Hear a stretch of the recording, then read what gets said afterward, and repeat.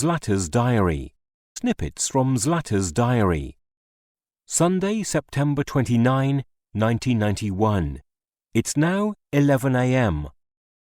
Ivana's birthday is actually today, but she had her party yesterday. It was super. There were little rolls, things to munch on, sandwiches, and, most important of all, a cake. Boys were invited as well as girls. We had a dance contest and I won. My prize was a little jewellery box. All in all, it was a great party.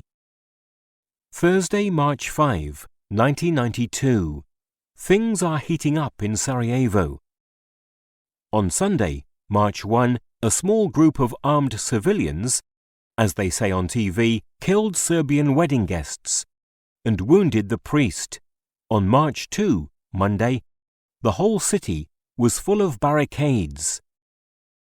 There were 1,000 barricades. We didn't even have bread. At 6, people got fed up and went out into the streets. The procession set out from the cathedral. It went past the Parliament building and made its way through the entire city. Several people were wounded at the Marshal Tito Army Barracks. People sang and cried, "Bosnia, Bosnia, Sarajevo, Sarajevo. We'll live together," and "Come outside." Zdravko Gribo said on the radio that history was in the making. At about 8, we heard the bell of a streetcar. The first streetcar had passed through town and life got back to normal. People poured out into the streets, hoping that nothing like that would ever happen again. We joined the peace procession. When we got home, we had a quiet night's sleep. The next day, everything was the same as before. Classes, music school. But in the evening, the news came that 3,000 Chetniks were coming from Pale to attack Sarajevo in the old part of town. Malika said that new barricades had been put up in front of her house and that they wouldn't be sleeping at home tonight.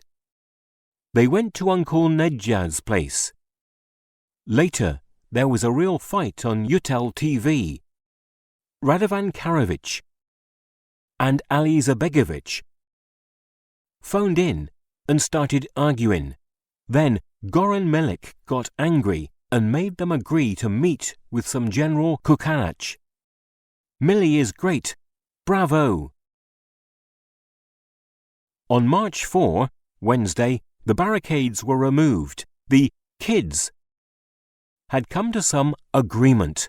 Great! That day, our art teacher brought in a picture for our class mistress for March 8, Women's Day. We gave her the present, but she told us to go home. Something was wrong again. There was a panic. The girls started screaming, and the boys quietly blinked their eyes. Daddy came home from work early that day too. But everything turned out okay. It's all too much. Wednesday, April 29, 1992. Dear Mimi, I'd write to you much more about the war if only I could. But I simply don't want to remember all these horrible things. They make me sick. Please, don't be mad at me. I'll write something. I love you. Zlata.